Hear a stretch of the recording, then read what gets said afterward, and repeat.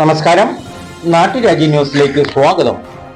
ശ്രീമദ് ഭഗവത്ഗീത ഭാഷ്യ പാരായണജ്ഞാലി തൊടുപുഴ ശ്രീകൃഷ്ണസ്വാമി ക്ഷേത്രത്തിൽ ഗീതാമൃതം 2024 5-ാം ദിവസം ഡിസംബർ 1 ഞായർ സമാപന ചടങ്ങുകൾക്കുള്ള ഒരുക്കങ്ങൾ പൂർത്തീകരിക്കുന്നു.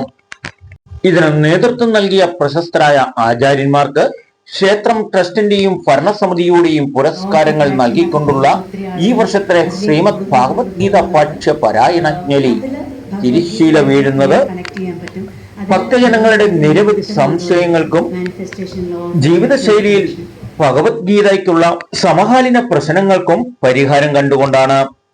ഒരു കൈകൊണ്ട് തരാനും മറു കൈകൊണ്ട് അതിനെ എടുക്കാനും പ്രകൃതിക്ക് അറിയാം. പ്രകൃതി അങ്ങനെ ടാലിയാക്കി മാത്രമേ കൊണ്ടുപോകൂ.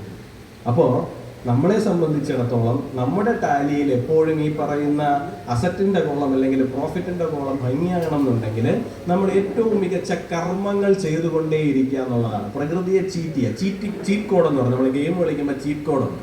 എന്താണ് ഈ ചീറ്റ് കോഡ്? ചീറ്റ് കോഡ് എന്ന് പറഞ്ഞു കഴിഞ്ഞാൽ നമ്മൾ ഗെയിം കളിക്കുമ്പോൾ ചിലപ്പോൾ നമ്മളെ മറ്റേ എന്തെങ്കിലും ഒരു സാധനം വന്ന് പിടിക്കുകയോ നമ്മൾ തോറ്റു പോവുകയും അങ്ങനെ ചീറ്റ് കോഡ് ഓണാക്കി ഇട്ട് കഴിഞ്ഞാൽ ഈ പറയുന്ന സാധനം നമ്മളെ തൊടില്ല. എന്ത് സംഭവിക്കും? പ്രകൃതിയെ സംബന്ധിച്ചിടത്തോളം അതിന്റെ റിവാർഡ് നമുക്ക് തന്നേ പറ്റൂ. ഇതാണ് ചീറ്റ് കോഡ്. നമ്മൾ ഏറ്റവും അധികം സത്കർമ്മങ്ങൾ ചെയ്യാൻ തുടങ്ങിക്കഴിഞ്ഞാൽ പ്രകൃതിക്ക് അതിന്റെ റിസൾട്ട് നമുക്ക് തന്നേ പറ്റൂ. നമ്മളത് ഏറ്റവും അപ്പോൾ അവിടെ വീണ്ടും എന്താണ് സകാമമായല്ലേ, പ്രകൃതി എന്തോ തരും എന്നുള്ള ഒരു അതാണ് മായ എന്ന് പറയുന്നത്. അത് പൊട്ടിക്കുക എന്ന് പറയുന്നത് അത്ര ഈസി ആയിട്ടുള്ള കാര്യമല്ല. പക്ഷെ ഈ പറഞ്ഞ കാര്യം മനസ്സിനകത്ത് വെച്ചേക്കുക. അത് നിഷ്കാമമായിട്ട് നമുക്ക് എത്രത്തോളം കർമ്മം ചെയ്യാൻ സാധിക്കുന്നോ നമ്മൾ ഒന്നും തന്നെ ബാധിക്കുന്നതേ ഉണ്ടാകില്ല. നമുക്ക് പ്രകൃതിയെ വളരെ മനോഹരമായിട്ട് തന്നെ പറ്റിച്ച് മുമ്പോട്ട് കൊണ്ടുപോകാനും. അപ്പോൾ എന്നെ കേട്ടിരുന്ന എല്ലാവർക്കും നന്ദി. ഗീതാമൃതം 4-ാം ദിവസം നവംബർ 30 ശനിയാഴ്ച 2:30 വിചാര സദസ്സിൽ സമകാലീന പ്രശ്നങ്ങൾക്ക് ഭഗവത്ഗീതയുടെ പരിഹാരം എന്ന വിഷയം പൂജനീയ സ്വാമി ശിവസ്വരൂപനാനന്ദയുടെ മുഖ്യ കാർമ്മകത്വത്തിലാണ്. ഈ ധന്യമുഹൂർത്തത്തിൽ ശ്രീ യുവരാജ് ഗോഹു, ഡോക്ടർ ലക്ഷ്മി ശങ്കർ, പൂജനീയ സ്വാമി നജിലാനന്ദ സരസ്വതി, പൂജനീയ സ്വാമി ഹംസാനന്ദപുരി, ഡോക്ടർ കെ ഉണ്ണികൃഷ്ണൻ, പൂജനീയ സ്വാമി സൽസ്വരൂപാനന്ദ എന്നീ മഹത് വ്യക്തികൾ ഭഗവത്ഗീതയുമായി ബന്ധപ്പെട്ട് ഭക്തജനങ്ങളുടെ സംശയങ്ങൾക്ക് മറുപടി നൽകി. ആത്മാവ് ആരെയും കൊല്ലുകയില്ല, ആരാലും കൊല്ലപ്പെടുകയില്ല. പക്ഷേ അതിനാണെങ്കിൽ ആത്മാവ് കൊല്ലണത് ആരാണ്?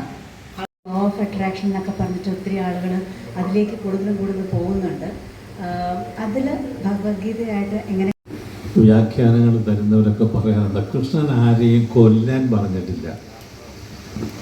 എന്നാൽ അതേ സമയത്ത് അർജുനോട് പറയുന്നുണ്ട് യുദ്ധായ കൃതനിശ്ചയായ. ശ്രീകൃഷ്ണനല്ലേ, ശ്രീകൃഷ്ണനേക്കാൾ കൂടുതൽ വാസ്തവ ശ്രീകൃഷ്ണനെ പോലും ക്ഷണിക്കാൻ പോയതാരാ? അർജുനാണ്. അതേ അർജുനാണ് പറയുന്നത്. പറയുക അതിനേക്കാൾ വലുത് ഇവരെ എൻ്റെ കൈകൊണ്ട് ഇവർ മരിക്കുന്നതാണെങ്കിൽ അതാണ് എനിക്ക് ശ്രേയസ്കരം. മനസ്സിലായില്ലേ? ഈ ഭാഗമല്ലേ 1-ാം അധ്യായം ഭംഗിയായി തിരിച്ചും മറിച്ചും വായിക്കാതെ ഭഗവത്ഗീത പഠിക്കരുത്.